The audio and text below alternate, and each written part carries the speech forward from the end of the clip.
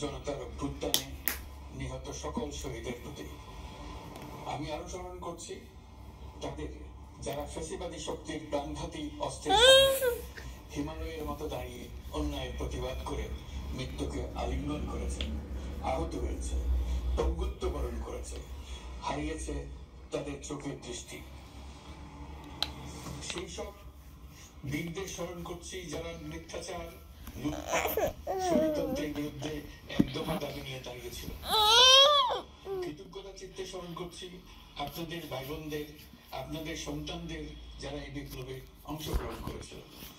প্রিয় দেশবাসী,